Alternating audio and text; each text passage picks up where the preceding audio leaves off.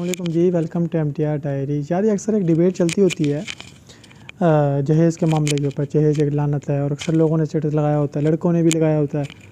लड़कियों बेचारियों को तो लगाना बनता है क्योंकि वो अल्टीमेटली सिस्टम की सबसे बड़ी जो इनको नुकसान हो रहा है, मतलब वो हैं सबसे बड़ा शिकार है इस सिस्टम का। और सबसे ज़्यादा नुकसान और सबसे ज़्यादा जो है मसाइल उनके लिए पैदा होते हैं, उनका तो लगाना बनता है। लेकिन अक्सर लड़कों ने भी लगाया होता है। और हालांकि मुझे समझ ये नहीं आती कि अगर इन्होंने यही लगाना है, इन्हीं में से कईयों की शादियाँ हो रही होती हैं, तब तो जहेज़ आ रहा होता है, तब तो कोई चूचा, मतलब प्रैक्टिकली हम लोग कुछ नहीं कर रहे होते। यही जो औरतों ने लगाया होता है, जिन स्टेटस औरतों ने, वो जो अपने बेटे की बारी जहेज़ लेने लगती हैं, तब उन्हें क्या वो होता है, ठीक है। या जब वो क्या कहते हैं कोई मर्द होता है, जब वो अपने बहू की बारी लेने लगता है, तब उनके वो नज़रियात किए जाते हैं। वही मसला है कि हम सोशल मीडिया के मोमिन और मुआशरे के इबलीस हैं, असल ज़िंदगी के इबलीस हैं मदद के साथ। मकसद कहने का ये यार, ये नौजवान है ना, नौजवान मतलब जो इंसान जहाँ कुछ कर सकता हो वहाँ उसको बातें करने का कोई फ़ायदा नहीं होता। यानी जहाँ पे अमल का ऑप्शन हो वहाँ पे बातें करने का कोई फ़ायदा नहीं है। हाँ, आप अमल नहीं कर सकते एक चीज़, मतलब नहीं कर सकने से मुराद आपके हाथ में कुछ ना हो तो वहाँ बात, जिस तरह मैं सियासत में नहीं आ सकता, अभी आना है वो बात की बात है। अभी की बात करूँ कि अभी मैं सियासत में नहीं आ सकता, मेरे हाथ में कुछ नहीं है, तो मैं सियासत पर तनकीद करता अच्छा लगता हूँ। लेकिन जो काम मैं कर सकता हूँ, मुझे वो काम तो कम से कम करना चाहिए। मसलन मैं खुद क्या कहते हैं, सच बोलना चाहिए ना मुझे, मैं सच बोलूँ ना लेकिन तबलीग करता रहूँ, फ़ायदा।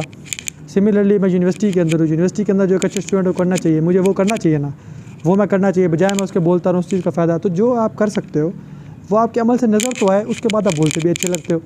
तो ये जो मेरी यूथ, मेरे जो भाई बंधु हैं, मैं भी उसमें शामिल हूँ बशमूल मेरे। कल को अगर मैं ऐसा करूँ तो मुझे भी फिर अपने गिरबान में झांकना चाहिए कि भाई हम नौजवान जो हैं, इन सब की शादियाँ होनी है, तो इनमें से क्यों नहीं कोई अमली नमूना पेश करते। मेरे भी कितने दोस्तों की शादियाँ हुई हैं, बातें करने में वो भी सारे बड़े अफलातून थे, लेकिन कभी मैंने नहीं सुना है किसी ने कहा हो पर लोगों के जी मैंने तो जहेज़ नहीं लेना।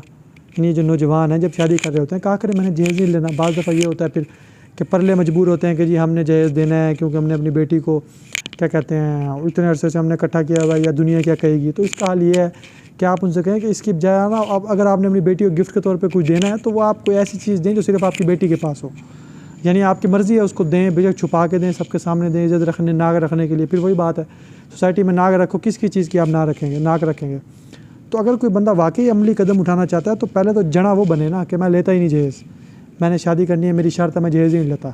हमने खुद रहना है, मियाँ बीवी हम खुद लेंगे, मेरी जो कमाई है या जो मेरे घर में है, मिल बांट के रिसोर्स से गुजारा करेंगे, मैं जहेज़ लेता ही नहीं हूँ।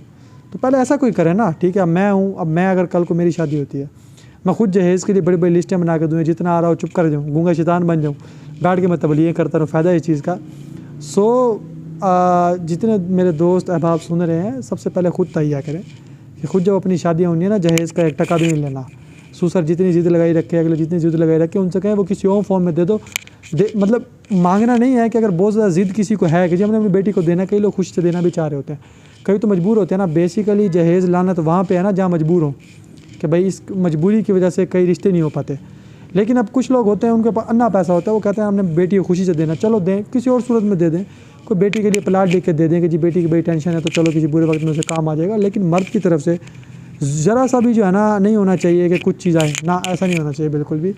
आखिर तक कोशिश करनी चाहिए कुछ ना ही आ रहा हो, ताकि एक जो मुआशरे में एक लानत चल रही है उस लानत के ख़िलाफ़ कुछ किया जा सके, उसे तोड़ा जा सके। वरना कई लोग ऐसे हैं बेचारे, बेटियाँ बैठी होती हैं कि जहेज़ के पैसे पूरे नहीं हो रहे, ये मामला पूरे नहीं हो रहे। तो खुदारा ज़रा इस चीज़ पर ना सोचा करें। मेरी नौजवानों से रिक्वेस्ट है यार, आप लोगों की शादी होनी है, बशमूल मेरे, अपने आप से भी, तला रफ़ीक साहब से भी रिक्वेस्ट है कि बजाय के लोगों को जो है ना आप लोग तबलीगें करने के बजाय पहले खुद अमल करें, पहले खुद जड़ें बन के दें, फिर उसके बाद कहें कि देखो मैं भी तो बेटी को लेके आया हूँ ना, किसी की कोई जहेज़ नहीं लिया, मर नहीं गया, 2 वक्त की रोटी मैं भी खा रहा हूँ, मेरे घर फाके नहीं पड़ेंगे। ओके जी, थैंक यू।